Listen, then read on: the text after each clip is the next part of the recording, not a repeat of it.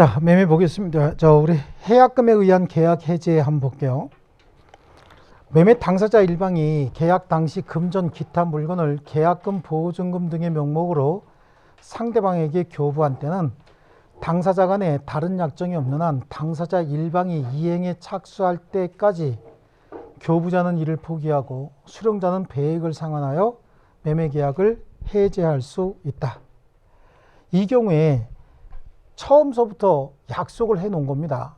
계약금을 주고받기로 하면서 계약금을 주고받고 당사자 중 일방이 서로 간에 이행하기 전이라고 한다면 계약금을 교부한 사람은 계약금을 포기하고 계약을 해제하기로 하고, 계약금을 수령한 사람은 받은 금액의 배액을 주고 계약을 해제하기로 하자라고 약속을 해 놓은 거죠.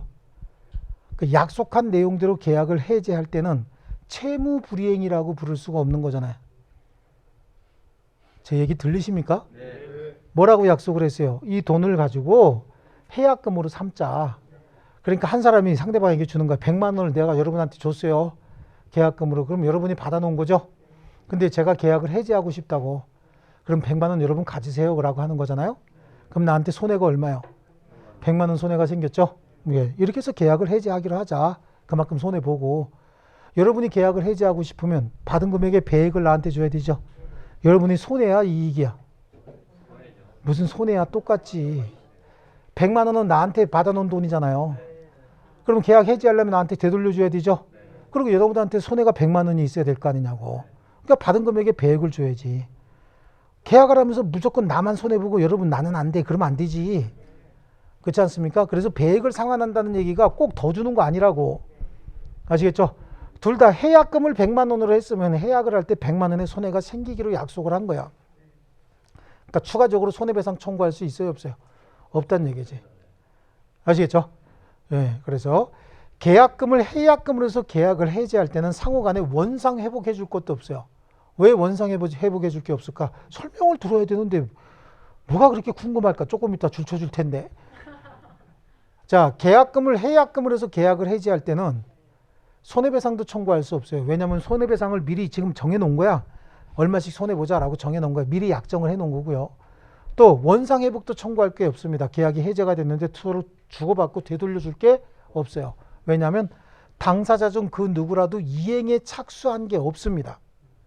누구라도 이행에 착수한 게 있어서 돌려줄 물건이 생겼다라고 한다면 계약금을 해약금으로 계약을 해제 못하는 거예요. 계약금을 해약금으로 계약을 해제했다는 얘기는 아무도 주고받은 내용이 없다는 얘기입니다. 이해하셨죠? 자, 그래서 양쪽 가로 1번에 해제 방법이요. 동그라미 1번 줄칩니다. 당사자 일방이 이행에 착수할 때까지가 중요한 말입니다. 교부자는 포기, 수령자는 배액을 상환한다.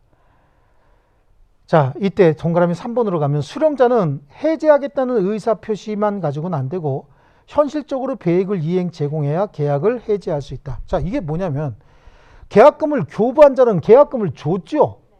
그리고 그거 너가 줘. 그리고 계약 해제하는 거잖아. 현실적으로 교부되어 있는 거 아닙니까?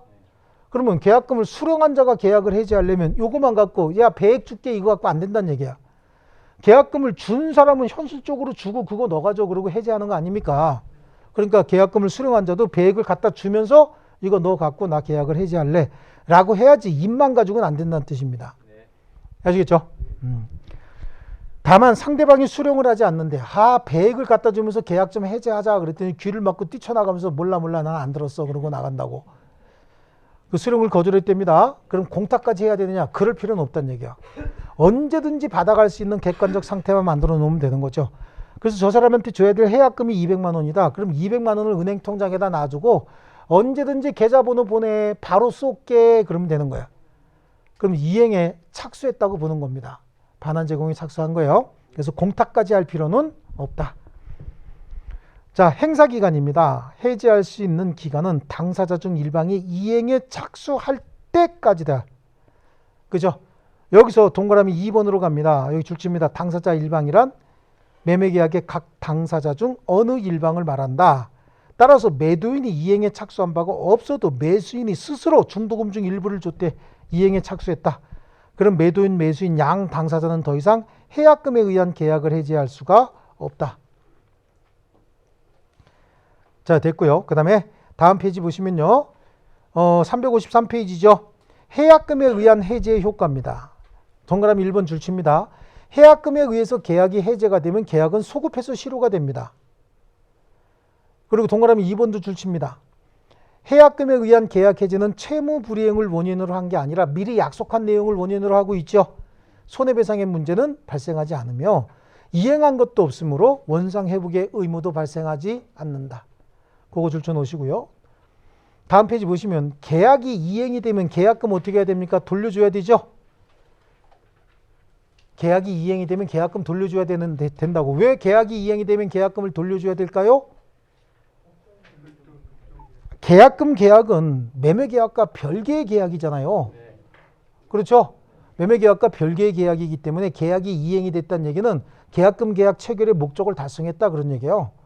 그럼 계약금을 돌려줘야 되는데 보통 계약금은 금전으로 주는 게 일반적이죠. 그리고 보통 매수인이 주는 게 원칙이 일반적이잖아요. 그러다 보니까 매수인이 계약금을 금전으로 줬다. 그럼 중도금 줄 때 그걸 중도금에 포함시켜서 정산해버리면 되는 것이지 중도금 주고 계약금 되돌려 받고 이럴 필요 없다는 얘기입니다. 그래서 원칙적으로는 줘야 되는 거예요. 그래서 당해 계약이 해제되지 않고 이행이 된 경우에 계약금 수령자는 교부자에게 계약금을 반환해야 된다. 반환해야 될 금액은 당연히 받은 금액 전액이 다 반환 대상이에요. 자, 그 다음에요. 매매의 효력입니다. 다음 페이지 보시면요. 355페이지. 매매가 성립하면 그 효력으로서 매도인은 매매의 목적인 재산권을 매수인에게 이전해야 됩니다. 매수인은 매매 대금을 지급해야 되겠죠. 이게 매매 계약의 내용 아닙니까? 매도인은 재산권을 이전하기로 하고 매수인은 대금을 지급하기로 했으니까 이행기에 가면 매도인은 재산권을 이전해주고 매수인은 대금 지급해줘야 되는 게 당연한 겁니다. 그래서 1번에 보시면 매도인의 재산권 이전의 내용은 제1항에 매도인은 매수인에게 매매의 목적이 된 권리, 이 권리는 완전하게 만들어줘야 되는 거야. 만약에 아파트 소유권을 이전해 주기로 했다. 그럼 아파트 소유권 이전 등기하면서 저당권이네 전세권이네 압류네 이거 다 줄줄이 붙여서 주는 게 아니에요. 이거 싹 다 정리해서 완전한 권리를 이전해 줘야 됩니다. 근데 거기에 저당권이네 전세권이네 기타 이런 것들이 남아있답니다. 그럼 그건 누가 지어줘야 돼요? 매도인이 지어줘야 되죠. 그런 권리를 제거해 줄 의무를 매도인의 담보 책임이다 이렇게 얘기를 하는 거예요. 목적물이 깨져갖고 사용수익하지 못하는 상황이랍니다. 이거 누가 고쳐줘야 돼요? 매도인이. 이것도 매도인의 담보 책임 중에서 앞에 저당권이나 전세권이나 기타 권리가 설정돼 있다. 이거는 권리에 대해서 하자가 있다고 얘기를 하고 뭐에 대해서 하자가 있다고 얘기를 해요? 권리에 대해서. 목적물이 깨져갖고 사용수익하지 못할 상황이다. 그럼 그거에 대해서는 물건의 하자가 있다고 얘기를 하는 거예요. 이해하셨죠? 네. 이런 것들은 다 누가 해소해 줘야 돼요? 매도인. 이걸 그래서 매도인의 담보 책임이다 이렇게 얘기를 합니다. 프린트 하나 뭐 받으신 거 있죠? 네. 거기 보니까 매도인의 담보 책임이라는 거 아직 꺼내지 마시고요. 제목만 보세요. 제목만. 매도인의 담보 책임이라고 해서 뭐 표 하나 만들어 놓고 복잡한 거 보이시죠? 네. 그거 굉장히 복잡합니다. 근데 그 표를 그릴 줄 알면 한 문제 무조건 맞는 겁니다. 자, 그리고 매수인은 매도인에게 대금을 지급해야 되는데 전항의 쌍방 의무는 특별한 사정이나 관습이 없으면 어떻게 한다? 동시에 이행하여야 한다. 쌍무계약이니까 서로 동시에 이행해 줘야 되겠죠. 자, 356페이지로 갑니다. 동그라미 3번에 보시면 자, 그거는 우리 앞에 주물종물에서 봤으니까 3번은 줄치지 마시고요. 매도인이 주물 또는 주된 권리를 매매한 경우엔 특약이 없는 한 종물 종된 권리도 같이 이전해 줘야 되고요. 동그라미 4번은 줄칩니다. 타인 권리 매매할 수 있나요? 없나요? 있습니다. 있습니다. 타인 권리 매매했으면 그 권리 취득해서 이전해 줘야 되겠죠. 네. 예, 그 다음에 5번도 줄칩니다. 매매 목적물의 압류, 가압류, 저당권, 근저당 등기가 되어 있답니다. 그럼 이것들도 모두 말소해서 아무런 부담 없는 완전한 권리를 이전해 줘야 된다라고 하는 거 있죠. 네. 이것 앞에서 얘기했지 않습니까?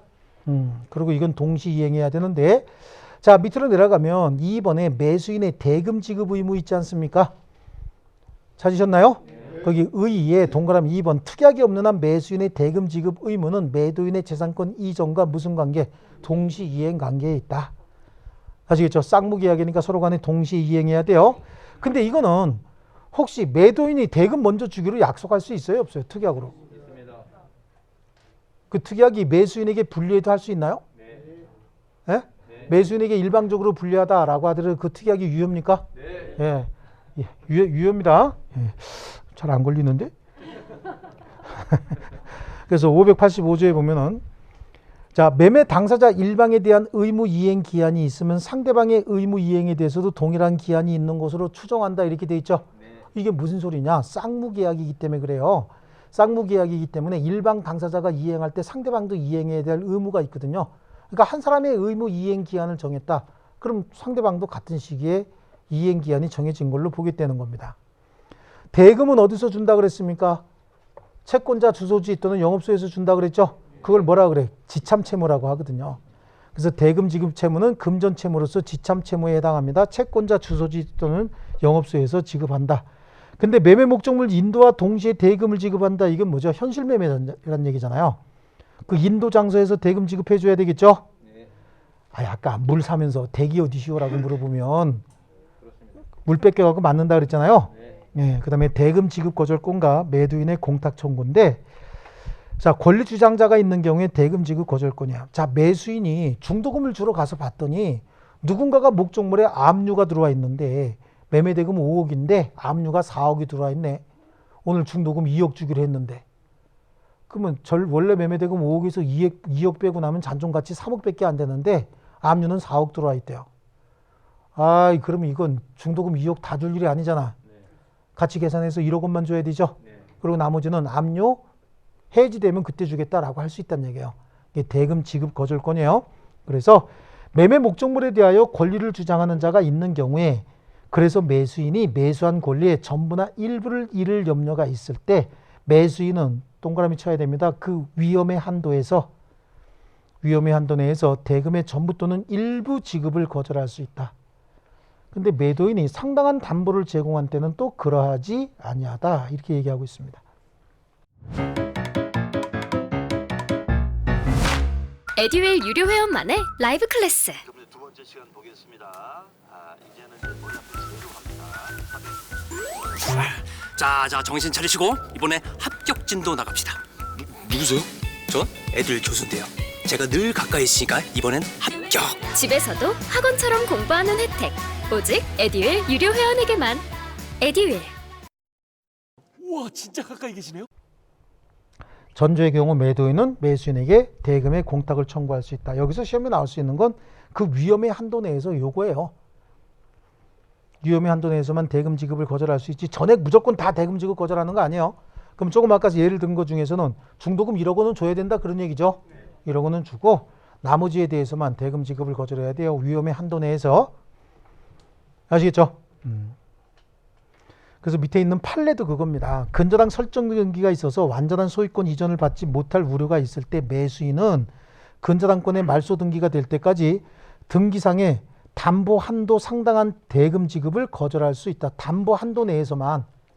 그러니까 내가 줘야 될 대금이 5억 원인데 근저당권이 3억 원이 들어와 있대요. 그럼 3억 원 빼고 얼마나 줘야 된다고? 2억 원은 줘야 된다. 그럼 3억 원은 언제 줄 건데 근저당이 말소가 되면 주겠다라고 하면 매도인이 야 그러지 말고 내가 3억짜리 다른 담보물을 줄 테니 일단 돈 3억 먼저 줘라. 그럼 또 대금 지급해야 되고, 아니면 매도인이 알았어. 이거 내가 오늘 중으로 말소해 갖고 올 테니까 너도 대금 공탁해놔 라고 하면 공탁까지 해놔야 된다는 얘기입니다. 그리고 매수인은 목적물 수령 의무도 있다라고 하는 거 하고요. 자, 우리 358페이지로 가겠습니다. 과실의 귀속인 거죠. 매매계약이 있은 후 인도되지 아니한 목적물, 인도되지 아니한 목적물 한번 줄쳐 볼게요. 인도되지 아니한 목적물이다라고 하는 건 아직 대금을 못 받았기 때문에 인도하지 않은 겁니다. 대금 받기 전 이렇게 한번 써놓을게요. 대금 받기 전. 목적물로부터 생긴 과실은 아직 돈 받기 전이니까 누구가 가져가야 돼요? 매도인이 가져야 되죠. 그래서 매수인은 목적물 인도받은 날로부터 대금을 지급해야 된다. 원래 목적물 인도와 대금 지급은 동시행 관계 아닙니까? 그러나 대금 지급에 관하여 기한이 있는 때는 그러하지 아니하다라고 하는데요. 예를 들어서 매도인이 목적물 인도해 줬대요. 그럼 매수인은 그날 대금 줘야 되거든요. 대금을 안 주면 대금 줄 때까지 대금의 이자를 줘야 되는 거야. 아시겠어요? 특별히 정한 게 없다고. 특별히 대금 언제 주고 물건 언제 줄 건지 정한 게 없습니다. 매도인이 목적물을 인도합니다. 그러면 매수인은 이날 뭘 줘야 되죠? 대금을 줘야 되는데 대금을 안 줬다는 거야. 그래서 이날 대금을 주고 있다 그런 얘기죠. 그 그럼 요 기간 동안 뭘 줘야 됩니까? 이자 줘야 되는 거죠. 반대로 매수인은 대금을 줬는데 매도인이 목적물 인도하지 않고 이때 인도 안 됩니다.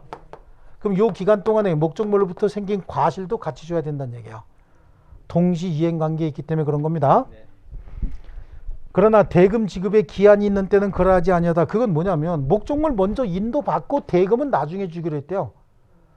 이렇게 정할 수 있나요? 예, 정할 수 있습니다. 그럼 목적물 인도받았다. 대금 지급 의무 지금 발생했어요? 안 했어요? 안 했고 이건 특약으로 정했죠? 그럼 약정한 기일에 대금 주면 되는 거고 그때는 이자 줄 필요 있어요? 없어요? 없다는 얘기입니다. 자, 그 다음에 나오는 게 이제 매도인의 담보 책임이죠. 매도인의 담보 책임. 이 매도인의 담보 책임은 이 매매 목적물을 인도할 때 얘한테 매매 목적물을 인도할 때 완전한 권리를 이전해 줘야 되는데 이 매매 목적물에 완전한 권리가 아니라 권리에 하자가 있다는 거지. 아니면 물건 자체가 조금 깨졌답니다. 그래서 물건에 하자가 있다든지 매매 목적물에 존재해서 안 되는 다른 사람의 권리가 존재하고 있다는 겁니다. 그래서 매수인이 완전하게 권리를 취득하지 못하는 상태가 생겼대요. 이거는 매도인이 책임지고 지워줘야 되는 거예요. 그리고 또 매매 목적물이 조금 깨졌답니다. 깨져갖고 사용수익이 불편한 상황이 됩니다. 그럼 그거 고쳐줘야 되는 거 누가 고쳐줘야 되죠? 매도인이 고쳐줘야 된다. 그래서 물건의 하자와 권리의 하자가 주 핵심인 것이고 뒤에 가면 채권의 매도인의 담보 책임이다 라고 하는 것도 있어요. 채권을 매도한 매도인이 담보 책임을 지는데 이거 현실적으로 없어요. 채권 매도인의 담보 책임은 현실적으로 존재하지 않습니다. 그래서 시험에 안 나옵니다. 안 나오는데 우리 시험엔 나와요. 그래서 전국적으로 시험에 채권의 매도인의 담보 책임에 관한 기출 데이터 자료를 뽑으려면 주택관리사 시험을 봐라 이렇게 되어 있습니다. 근데 아무도 안 봅니다. 왜? 딴 데는 절대 안 나오거든. 이거는 현실적으로 이따가 보시면 알겠지만 현실적으로 이건 없는 일이에요. 존재할 수가 없는 거야. 근데 우리 시험엔 냅니다. 아주 훌륭합니다. 그런 게 한두 개가 아니죠. 네, 굉장히 훌륭합니다. 그래서 매도인의 담보 책임, 권리의 하자, 물건의 하자, 채권의 매도인의 담보 책임이다라고 해서 세 가지 방향으로 이렇게 봐야 됩니다. 이 매도인의 담보 책임은 다음 페이지 359페이지 한번 볼게요. 법적 성질은 뭐죠? 법정 책임이다. 법으로 정해놨어. 이런 책임지라고. 권리의 하자가 있으면 매도인은 어떻게 책임져야 되고 물건의 하자가 있으면 매도인은 어떻게 책임져라 라고 법으로 정해놨습니다. 그 하자를 발생시키는데 매도인이 특별히 잘못하지 않았다라고 하더라도 자기 물건을 매도하면서 하자가 있으면 책임져라. 그래서 그걸 무과실 책임이다. 이렇게 얘기를 합니다. 그래서 책임은 법정 무과실 책임이다. 그래서 무과실 책임 쪽에 한번 줄을 치면요. 매도인의 담보 책임은 매도인이 목적물 하자에 대한 고의 또는 과실이 없어도 책임을 지는 무과실 책임이다. 아시겠죠? 이제 권리의 하자에 대한 매도인의 담보 책임인데 프린트물 한번 보실게요. 프린트물. 자, 법조문에 16개 정도가 되는데 그 법조문 16개를 그 표로 이렇게 만들어 놨고 이거는 거의 한 문제 매해 나옵니다. 매해 나오니까 특히 그 권리의 하자하고 물건의 하자 있지 않습니까? 요거를 암기를 해 놓으셔야 한 문제가 맞습니다. 이거 법조문 펼쳐놓고 답 찾아라 그래도 답 잘 못 찾아요. 그러니까 좀 암기 좀 해 주셨으면 좋겠다.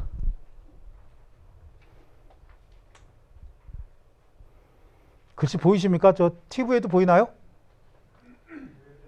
보이십니까? 요거? 이제 떴나요? 근데 너무 흐리다, 그죠? TV 보여요? 안 보여요? 보입니까? 자, 매도인의 담보 책임입니다. 자, 매도인의 담보 책임은 물건을 매도한 사람이 그 물건의 권리의 하자나 물건의 하자 또는 채권을 매도했을 때 그 채권에 대해서 하자가 발생하면 매도인이 지는 책임으로서 법정 무과실 책임이다 라고 얘기를 하고요. 근데 매도인의 담보 책임 면제 특약할 수 있느냐 없느냐? 면제 특약할 수 있습니다. 그렇죠? 배제 특약, 면제 특약할 수 있다. 그래요. 그래서 매도인의 담보 책임에 관한 민법 규정은 임의 규정이므로 당사자 합의로 면제하기로 특약할 수 있습니다. 매도인의 담보 책임에 면제 특약이 있는 경우에도 매도인이 알고 고지하지 않거나 면제 특약 후 제3자에게 권리를 설정한 경우에는 면제되지 않는다라고 하는데 물건의 하자가 있다 또는 권리의 하자가 있다라고 하는 걸 미리 얘기하면서 이러이러한 권리의 하자가 있고요. 이러이러한 물건의 하자가 있는데 이거는 경매하니까 제가 책임 안 질 테니까 그거 알고 사시려면 사십시오. 그래도 사겠다라고 했으면 이건 면제특약을 한 거예요. 근데 그런 거 입 싹 닫고 뭐 문제된 거 없습니까? 글쎄요. 제가 전문가가 아니라서. 어디 뭐 깨진 거 없습니까? 글쎄 뭐 딱히 요즘에 기억력이 별로 안 좋아서 이러면서 다 안 가르쳐 줬답니다. 이것까지 면제되는 건 아닙니다. 또 쥐새끼 한 마리가 있어요. 하자가 없었어. 제3자에게 저당권도 설정 안 해주고 전세권도 설정 안 해줬는데 매매계약 체결하고 매매대금 다 받고 내일 소유권 이전 등기 해주기로 해놓고 오늘 저녁에 가서 딴 사람한테 설정해 줬다는 거야. 오늘 돈 받을 때까지는 아무런 하자가 없었어요. 그리고 내일 만나서 소유권 이전 등기 해주기로 했는데 저녁에 누구 만나갖고 다른 권리를 설정해 줬다. 이렇게 알고 고지하지 하거나 면제특약하고 난 다음에 제3자에게 권리를 설정해 줘서 하자를 만들었다. 이것까지 면책이 되지는 않는다. 민법에서 제일 싫어하는 게 뭐라 그랬어요? 마우스, 쥐새끼 같은 행동하는 거 제일 싫어한다 그랬죠? 자, 먼저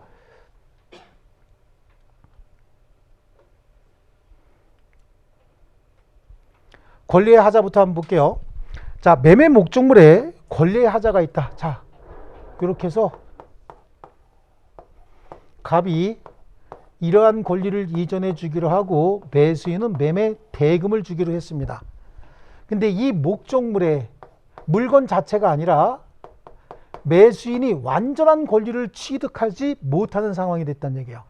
권리에 뭐가 있어서? 하자가 있어서. 그 하자의 종류는 요거 뒤에 가면 요거 하고 요것도 이렇게 반씩 나눠갖고 또 나올 겁니다. 이게 조그맣게 나온 건 좀 이해하고 보시면 돼요. 담보 권능에 의해서 권리 취득이 제한이 된다. 을이 목적물의 요 권리의 하자가 담보 권능이었다는 거야. 그러니까 요 목적물의 저당권이나 전세권이 설정돼 있었고 얘가 소유권을 취득한 다음에 저당권이나 전세권이 실행이 돼 버렸답니다. 그럼 여기 지금 저당권이나 전세권이 설정돼 있는 물건을 을이 샀는데 나중에 저당권이나 전세권이 실행이 된다는 얘기는 경매가 실행이 됐다 그 얘기잖아요. 그 얘기 되면 얘가 권리를 상실하게 되겠죠. 아니면 아직 실행이 되진 않았지만 상실할 우려가 있다. 그러면 매수인이 매도인에게 야 네가 책임 좀 져라. 어떻게 좀 마무리 좀 해다오라고 요구할 수 있는 권리예요. 이게 담보권 실행에 의한 매도인의 담보 책임이다 라고 하는 거고요.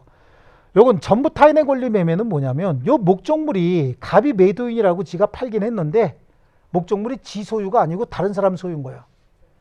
그럼 다른 사람 소유는 A 소유다 이런 거죠. A 소유인데 A 소유물 매매계약 유효 아닙니까? 유효인데 나중에 이행기까지 갑이 소유권 취득해서 이행해 주면 되는데 A가 죽어도 안 판댄다. 그래서 갑이 권리를 취득해서 이전하지 못하는 일이 생겼답니다. 그때 매수인이 매도인 갑에게 어떤 권리를 행사할 수 있느냐 요거고요. 용익권능에 의한 권리 취득 제한이다 라고 해서 용익권능은요 요 목적물에 지상권이나 지역권이나 전세권이 설정돼 있대요. 그럼 매수인이 사용수익 못하는 거죠. 그 다음에 유치권이나 질권이 설정돼 있다. 그래도 유치권자가 목적물 점유하고 있고 질권자가 목적물 점유하고 있으면 매수인이 사용수익 못하는 거 아닙니까?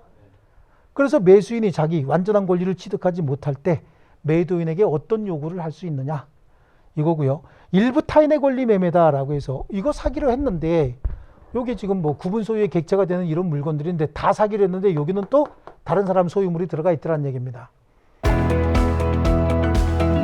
녹화된 강의는 나중에 몰아듣게 되더라고요. 라이브 클래스 같은 경우는 학원 스케줄에 맞춰서 꼭 들어야 하니까 공부도 미루지 않게 되고 학원에 가 있는 느낌이 들더라고요. 집에서도 생생한 강의 현장을 느끼고 싶다면 라이브 클래스가 딱인 것 같아요. 그런데 지가 지 거라고 걱정하지 말라고 얘기하면서 내가 취득해다가 너한테 이전해 줄 테니까 걱정하지 마 라고 매매계약을 체결했는데 결국은 취득하지 못하는 상황이 생겼다 그런 얘기입니다. 그때 매수인이 매도인에게 어떤 권리를 주장할 수 있느냐 일부 타인의 권리 매매고요. 그 다음에 이 목적물이 지금 2,000평이라 그래서 샀어요. 근데 실제 가서 보니까 1,800평밖에 안 되더라는 얘기예요. 그럼 얘는 2,000평이 필요한데 1,800평만 가지고는 계약의 목적을 달성할 수 없는 경우도 있지만 1800평만 가지고도 계약의 목적을 달성할 수 있는 경우도 있겠죠. 이런 경우에는 매수인이 어떤 태도를 취할 수 있느냐, 매도인에게 어떤 요구할 수 있느냐라고 하는 건데, 이렇게 권리의 하자 내용은 이렇게 5개예요. 5가지 유형인데, 그리고 매수인이 매도인에게 청구할 수 있는 건 손해배상 청구 아니면 계약의 해제, 대금감액 청구 뭐 이런 정도입니다. 이런 정도인데 이렇게 쭉 나누면요. 이쪽은 계약을 소멸시키는 거고 이쪽은 계약을 유지시키는 거죠. 대금 감액을 청구한다는 얘기는 대금을 조금 깎아서 계약을 유지하겠다는 얘기고, 계약을 해지하고 손해배상 청구한다는 얘기는 계약을 유지하지 않겠다 그런 얘기잖아요. 그렇죠? 예, 그래서 이거는 제가 설명을 100번 해봐야 소용없고 여러분이 기계적으로 암기해서 문제에다가 갖다 끼워 넣는 연습을 해야 됩니다. 그래서 이 표를 만들어 준 겁니다. 설명 조금 이따 할 거예요. 그럼 이제 암기하는 방법이 지금 준비돼 있죠? 딱 쓸 준비? 예, 그래. 아까부터 돼 있어서 4시간 내내. 그죠? 자, 앞 글자 가지고 이렇게 암기합니다. 담, 전용, 일수. 해볼게요. 시작. 담, 전용, 일수. 담을 전용으로 일수 주는 사람이 있대. 돈을 빌려준대요. 뭐만 보고 빌려준다고요? 담벼락만 보고 돈을 빌려준답니다. 정신 나간 사람 맞죠? 담, 전용, 일수. 그 사람은 손해가 딱 대기하고 있겠죠? 손해 많이 날까 안 날까? 손해 많이 나겠죠? 네. 아니 무슨 프린트를 줘도 그렇게 필기할 게 많으냐. 설명을 좀 들으라고 프린트를 주는데도. 그죠? 다시 한번요. 이거 암기하는 방법. 뭘 써놔도 관계없어요. 이거 기계적으로 암기하고 딱딱 찾아내는 방법만 암기하면은 그냥 문제에 갖다 집어넣으면 답 나온다니까. 아시겠죠? 자, 담 전용 일수 해보세요. 담 전용 일수. 담만 보고 일수 주는 사람. 아, 일수 주려면 안에 내용물을 봐야지. 겉에 담벼락만 보고 무슨 일수를 주냐고. 그러니까 그 사람한테는 손해가 줄 서 있겠죠? 손해 대기. 아시겠죠? 담 전용 일수, 손해 대기. 담 전용 일수, 손해 대기라고 하는 거예요. 여기 보니까 동그라미 있네. 그죠? 그죠? 얘는 뭐냐면 선악불문하고 매수인은 매도인에게, 매수인 선악불문하고 매도인에게 계약을 해지할 수 있고, 매수인 선악불문하고 손해배상도 청구할 수 있다. 요거 빈칸은 뭐야? 선의인 경우에만. 동그라미 들어간 건 선악불문하고. 그럼 여기 빈칸은 다 뭐야? 선이죠? 요거는 선악불문하고 대금감액 청구할 수 있다는 얘기야. 일부 타인의 권리 매매에 있어서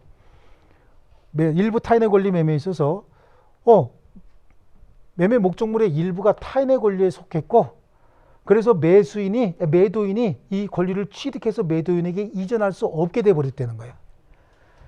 그럼 매수인 선악불문하고 대금감액은 청구할 수 있어요. 그런데 혹시 잔존 부분이면 매수하지 않았을 것이다. 그렇죠. 미리 알았더라면 매수하지 않았을 것이다 라고 인정이 되면 매수인은 선의인 경우에 계약을 해지하고 선의인 경우에 손해배상을 청구할 수 있다 라고 얘기를 하는 겁니다. 자, 제가 이제 요거 암기하는 방법을 지금 설명을 드릴게요. 한번 볼게요. 자, 먼저 여기 보세요. 여기 어떻게 하는 거냐면 담, 전용, 일수 이렇게 써놓죠. 써놓고 여기다가 손해, 대기 이렇게 해놓지 않습니까? 그리고 표를 빨리빨리 그리는 거야. 이렇게. 이게 제가 하루 이틀 해본 게 아니라 몇 년 동안 하면서 실제로 이게 한 14초에서 많이 걸리면 15초, 안 그러면 8초 만에 작성하시는 분도 있습니다. 자, 동그라미 볼게요. 여기는 동그라미 있죠? 네. 동그라미 긍정이잖아. 긍정은 커가죠? 이쪽은 부정이야. 부정은 작아져야 되죠? 부정이 너무 많아. 그러니까 긍정 하나 받쳐주는 거야. 아시겠어요? 동그라미 뭔데? 선악불문이고 빈칸은 무조건 다 선입니다. 자, 여기 제척기간은요. 선의인 경우에 안날로부터 1년, 악의의 경우 한 날로부터 1년이다 라고 해서 이렇게 정해놓으면 되는 거예요. 아시겠죠? 네. 다시 한번 해보세요. 뭐든지 비관적이고 저걸 어떻게 해 그러면 민법 이거 그럼 저거 이걸 다 어떻게 해? 다시 한번 해볼게요. 어떻게 암기하라 그랬죠? 담, 전용, 일수 이렇게 했다 그랬죠? 그 다음에 위에다가 어떻게 해요? 손에, 대기 이렇게 해서 빨리 줄을 칩니다.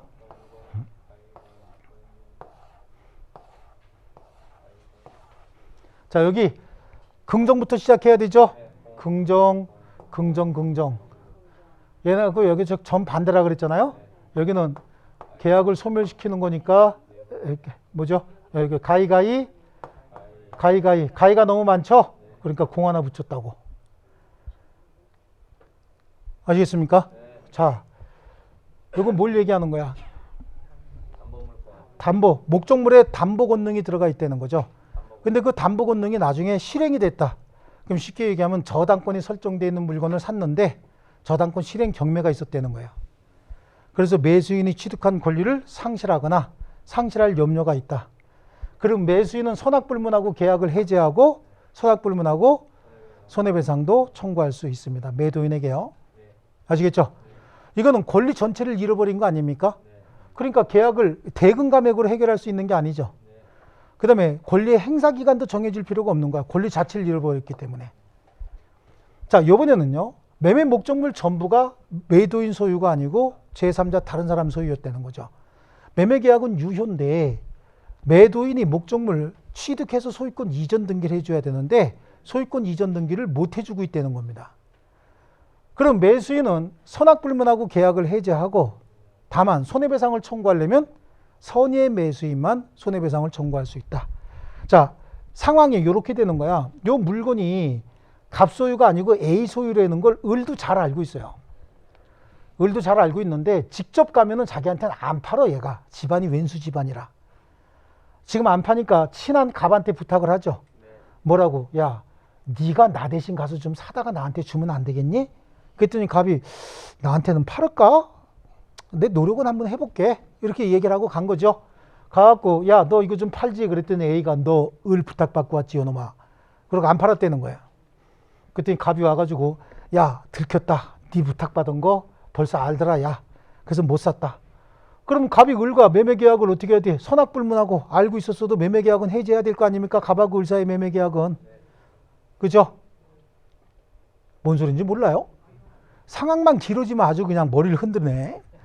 다시 한번 이 물건이 A 소유 물건이요. 근데 갑이 마치 지거인 것처럼 팔았을 수도 있지만 을이 A 소유 물건인 줄 알고 지가 가면 안 팔까 봐 갑한테 부탁을 한다니까. 이 물건 좀 네가 사다가 나한테 줘라. 그랬더니 갑이 그래 내가 가서 노력은 해볼 텐데 혹시 나한테 팔지 안 팔지 그건 잘 모르겠다 라고 둘이 매매계약을 체결했다니까. 이거에 대해서. 그리고 갑이 A를 만나가지고 야, 이 물건 나한테 팔아라. 그랬더니 A가 너 을 부탁받고 왔지? 그러고 안 팔더라는 거예요. 그죠? 그럼 안 팔았다고. 그 와가지고 야, 들켰다. A가 안 판댄다. 야, 라고 얘기하면 매수인 을이 처음부터 지금 A 물건이라는 거 알고 지금 계약 체결한 거 아니에요. 그래서도 계약을 해지할 수는 있다고. 다만 지가 시켜서 열심히 갔다 온 사람 소주를 사줘야지 손해배상 청구하면 돼? 안 돼?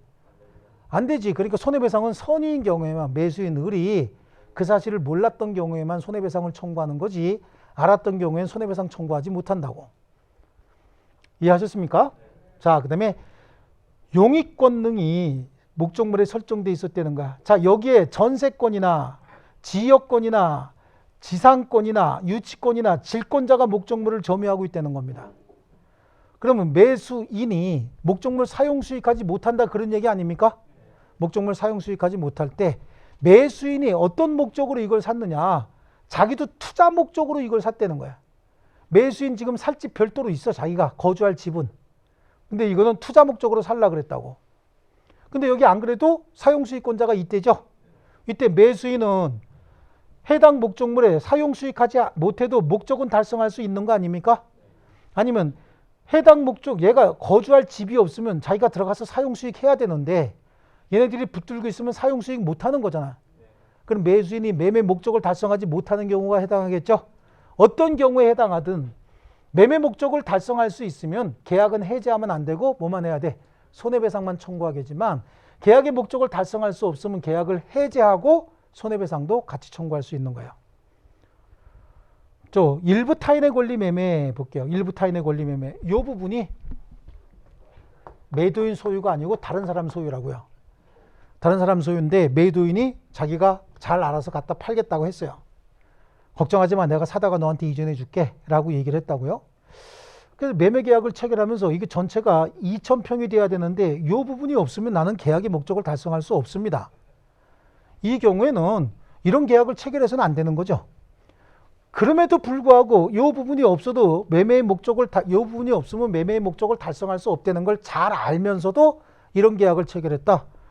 이런 경우에는 알았다면 계약을 하지 않았을 것이다 라고 하는 말을 할 수가 없는 거잖아요. 아니 처음부터 얘가 이게 타인의 권리에 속하고 있다는 걸 알고 있었고, 그렇죠? 잘못하면 내가 취득하지 못한다는 걸 알면서도 이 계약을 체결했대요. 계약을 체결했을 경우에는 일부 타인의 권리 매매 매수인이 계약의 목적을 달성하지 못한다라고 하더라도 계약을 해지하거나 손해배상을 청구하지 못한다고. 왜냐하면 일부 타인의 권리 매매에 있어서 매수인은 선의인 경우에 하나여 계약을 해지하고 선의인 경우에 하나여 손해배상을 청구할 수 있습니다.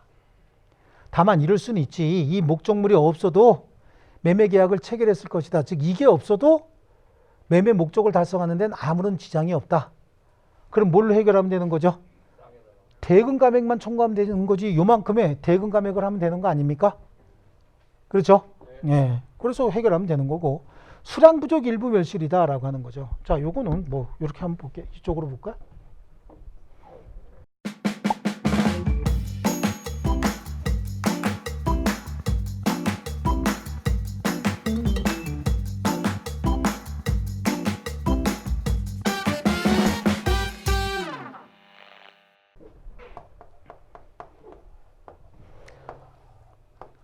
(2,000평의) 매매 계약을 체결합니다. 2,000평의 매매 계약을 체결하면서 요거를 2억으로 매매 계약을 체결했어요. 매매 목적은 지금 몇 평으로 했다고요? 2,000평으로 했습니다.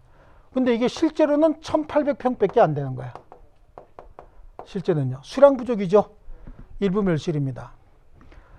이때 매수인이 나중에 알고 보니까 이거 뭐야? 1,800평밖에 안 되네. 이거 가지고는 매매의 목적을 달성할 수 없다는 겁니다. 그럼 매수인은 선의인 경우에 어떻게 하는 거죠? 계약을 해지하고 손해배상을 청구할 수 있는 겁니다. 근데 이 부분 가지고도 계약의 목적을 달성할 수 있다. 그러면 선의의 매수인은 어떻게 하는 거야? 대금감액 청구하면 되는 거겠죠? 뭔 소린지 아시겠어요? 네. 근데 잔존 부분 가지고는 계약의 목적을 달성할 수 없다. 그러면 계약 해지하고 손해배상 둘 다 선의인 경우에만 행사할 수 있다고요.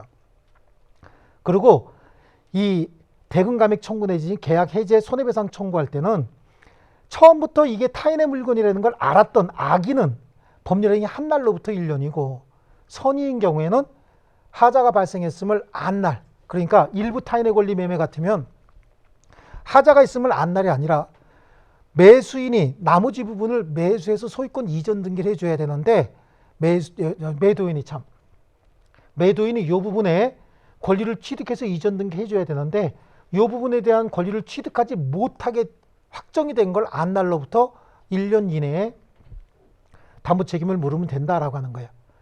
전부 타인의 권리 매매도 마찬가지입니다. 매매계약 체결할 때 이 물건이 타인에 속하고 있다는 걸 알고 있었다는 거죠. 그래서도 매매계약은 유효인데 나중에 갑이 A로부터 물건을 매수하지 못하게 생겼다라고 하는 걸 확정적으로 안 날로부터 1년 이내에 담보 책임을 물으면 된다라고 하는 겁니다. 아시겠죠? 예. 지금까지 설명한 거 못 알아들어. 이 많은 걸 지금 하나, 둘, 셋, 넷, 5개에다가 하나, 둘, 셋, 넷, 20개를 지금 한꺼번에 설명했는데 어떻게 알아듣냐고. 20개 내용을 한꺼번에 설명했는데. 그러니까 여러분은 그냥 간단하게 암기하시면 된다니까. 어떻게? 이거 그리는 법만 그냥 아시면 돼요. 그리는 법을 다시 한번 배워볼게요. 어떻게 한다 그랬죠? 담전용, 일수, 그 다음에 여기는 손해대기 이렇게 해놓죠? 막 그려놓는 거야. 이렇게.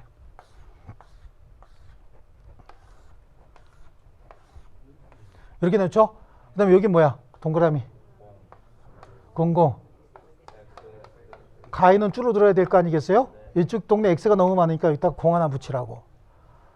그럼 여기서 목적물의 저당권 전세권이 설정됐고 저당권 전세권 실행으로 매수인이 취득한 권리를 상실하게 되면 매수인은 선악불문하고 계약을 해지하고 선악불문하고 소유권을 취득할 수 있고요. 전부 타인의 권리를 매매했는데 매도인이 목적물을 취득해서 소유권 이전 등기 못 해주는 게 확정이 돼버렸다는 거예요. 매수인 선악불문하고 계약을 해지할 수는 있지만 손해배상을 청구하려면 매수인이 선의인 경우에만 손해배상을 청구할 수 있습니다. 목적물의 전세권 등이 설정이 돼서 매수인이 사용수익하지 못하게 생겼다는 거야. 그때도 계약의 목적을 달성할 수 없으면 내가 사용수익해야 되는데 저 물건을 내가 사용수익하지 못하면 내가 목적물 사는 아무런 의미가 없다. 그럼 계약의 목적을 달성할 수 없으면 그래도 매수인 선의인 경우에 계약을 해지하고 손해배상을 청구하는 거지만 혹시 어차피 나도 투자 목적으로 사놨고 딴 사람에게 전세 주려고 했다. 그럼 계약의 목적은 달성할 수 있는 거 아닙니까? 그럼 그때는 어떻게 해요? 손해배상만 청구할 수 있다는 얘기고요. 일부 타인의 권리, 매매 목적물의 일부가 타인에 속해서 매수인이 목적물에 대한 완전한 권리를 취득하지 못하게 생겼다는 거죠. 그래도 나머지 부분 갖고 계약의 목적을 달성할 수 있다고 한다면 매수인 선악불문하고 대금 감액을 청구할 수 있어요. 다만 잔존 부분이면 계약하지 않았을 것이라고 인정이 될 때는 매수인 선의인 경우에 계약을 해지하고 손해배상을 청구할 수 있고요. 이건 매매 목적물의 수량이 부족할 때도 똑같다는 얘기입니다. 매매 목적물의 수량이 부족해서 잔존 부분 가지고도 계약의 목적을 달성할 수 있으면 매수인 선의인 경우에 하나요? 대금 감액 청구할 수 있고 잔존 부분으로 계약의 목적을 달성할 수 없으면 매수인 선의인 경우에 하나요? 계약을 해지하고 손해배상을 청구할 수 있다. 그래서 이거는 그냥 이 표 가지고 담존용 일수 손해대기인데 어떻게 그걸 다 그리고 있습니까? 라고 하는데 이거 암기돼 있으면 그냥 점만 찍어요. 담존용 일수 손해대기 그래 놓고 이렇게 점만 찍어 놓고 이렇게 그려버리는 거야 그냥. 그리고 지문 속에서 담보 권능이야, 전부 타인의 권리 매매야, 용의 권능이야, 일부 타인의 권리 매매야, 수량 부족이야. 이렇게 해갖고 자기 혼자 지금 제가 점 찍고 하는데 이거 6, 7초밖에 안 걸립니다. 실제로는.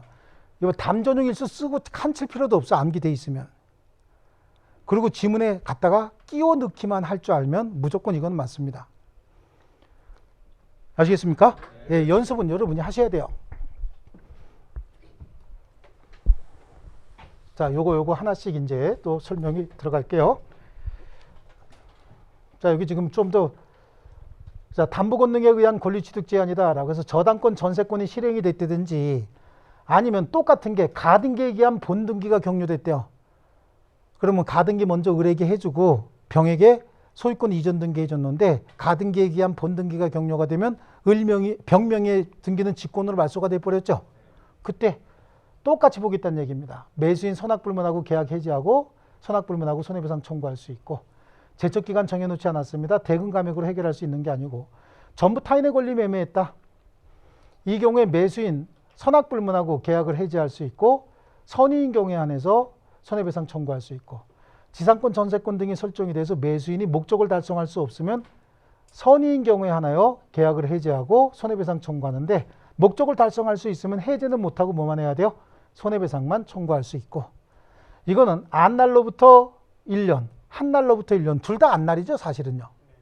악인은 계약 체결할 때부터 알았고 선의는 나중에 알게 된 거 아닙니까? 그래서 선안일, 악한일 이것도 간단하게 선의의 경우 안날로부터 1년, 악의 경우 한날로부터 1년 아시겠죠? 둘 다 원래는 안날인 거예요. 얘는 처음부터 할 때부터 알았으니까 그리고 얘는요 할 때는 몰랐고 나중에 알았죠. 그래서 구분해 놓은 것 뿐이지 실제로는 둘 다 안날이다. 그 다음에 일부 타인의 권리 매매 그렇습니다. 일부 타인의 권리 매매도 그 일부 타인의 권리 매매가 속해 있어서 권리를 취득할 수 없게 된 날을 얘가 알았다는 거죠. 근데 나머지 부분 갖고 계약의 목적을 달성할 수 있으면 대금 감액 청구로 하는데 선악불문하고 할 수 있습니다.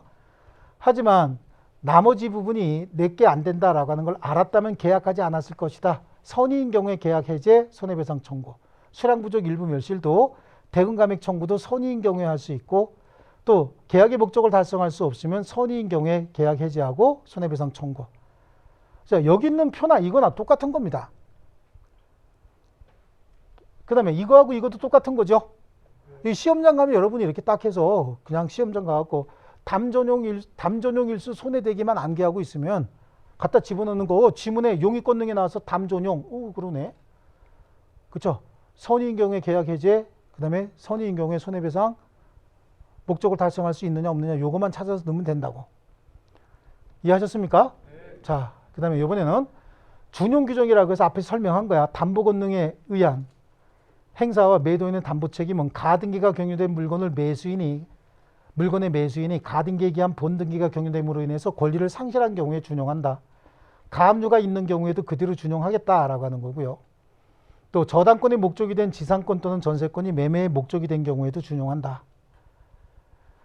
자, 악의의 매수인, 그거는 이제 참고적으로 하는 거고, 요거는 나중에 문제풀이할 때 대일 해전 손해담이라고 해서 나중에 문제풀이할 때 이거 암기하기 싫은 사람 있죠?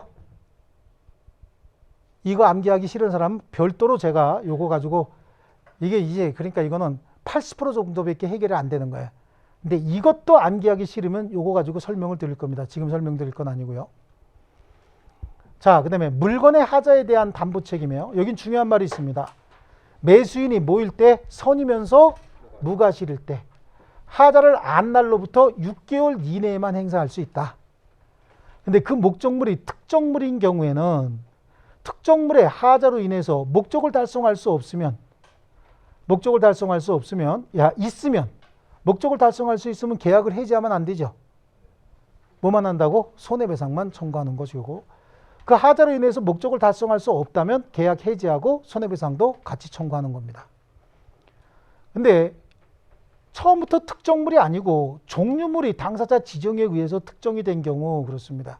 그러니까 처음부터 종류물은 뭐냐면, 자, 우리 참이슬 빨간 뚜껑 10병 그러면 참이슬 빨간 뚜껑 10병은 어디든지 가서 살 수 있죠. 그렇죠? 이건 종류물인 거야. 종류물인데 족 있는 거 3병으로 콕 찍어떼는 거죠. 참이슬 빨간 뚜껑 10병 중에서 족이 조 냉장고에 있는 조고 3병이라고 이렇게 콕 찍었대요. 그럼 그걸 종류물이 특정이 됐다라고 합니다. 그럼 그때는 그 3병으로만 급부해야 되죠. 그 종류물이 당사자 사정에 의해서 특정이 되고 난 다음에 그 하자, 물건의 하자로 인해서 목적을 달성할 수 있으면 계약 해제는 안 되고 손해배상만 청구하고요. 목적을 달성할 수 없을 때는 계약 해제와 손해배상을 같이 청구합니다. 내용이 똑같으네요. 그런데 종류물이 특정이 됐을 때는 처음부터 특정물이었던 거하고 다르잖아요. 종류물이 특정이 됐다. 참이슬 빨간 뚜껑 저기 있는 거 3병이라고 콕 찍었었는데 그 3병이 다 깨져버렸다는 거예요. 그러면 여기를 대체할 수 있는 물건이 또 어딘가 있기는 있죠. 처음부터 특정물인 경우에 건물 같은 경우에는 저 건물 사겠다 그러는데 그 건물이 멸실돼 버렸다는 거예요. 그럼 똑같은 건물 어디서 구할 수 있어요? 없어요? 없지만 종류물이 특정이 되고 나면 그 3개로 찍었지만 다른 걸로 또 대체할 수 있는 물건들이 또 있지 않습니까? 그래서 종류물이 특정이 됐을 때는 매수인은 해제 및 손해배상 대신 완전한 다른 물건의 급부를 청구할 수도 있다. 아시겠죠? 예, 이런 정도로 하시고, 경매에 있어서 매도인의 담보 책임이라든지 채권의 매도인의 담보 책임이다라고 하는 거, 이거는 거의 이제 나오지 않는 부분이니까 요거는 우리 다음 과정에 좀 하기로 하고요. 자, 이렇게 해서 오늘 매매까지 했죠. 매매까지 하고 임대차하고 도급 위임, 부당이득, 불법행위도 좀 하기는 해야 되는데 진도가 이제 오늘까지 마무리 지어야 되지 않습니까? 그게 좀 죄송한 얘기인데 진도는 여기까지 하고 우리 다음 과정 할 때 제가 총칙이 끝나고 나면 바로 계약법으로 들어와 가지고 그때 이제 물권법 말고 계약법을 먼저 해서 계약법의 부족한 부분을 하고 그 다음에 물권법으로 이렇게 넘어가서 좀 보완 좀 해드리겠습니다. 네, 진도 다 못 맞춰드려서 죄송한데 제 나름대로 이걸 왜 못 맞췄나 이렇게 분석을 해보니까 중간중간에 이 프린트물 이렇게 해석해주는 시간이 한 30분씩 해가지고 열 몇 번 되다 보니까 시간을 너무 많이 잡아먹었어요. 네, 제가 그 이제 패착이 좀 있었는데 그건 제가 사과를 드리겠습니다. 사과를 드리고 이 채권법 이쪽 부분 중에서 주로 이제 많이 나와야 되는 부분들은 제가 다음번에 총칙 끝나고 나서 바로 채권법으로 넘어가서 이렇게 좀 정리를 해드리겠습니다. 자, 수고하셨습니다. 자, 연말 잘 보내시고 오미크론 조심하셔야 됩니다. 자, 수고하셨습니다. 고맙습니다.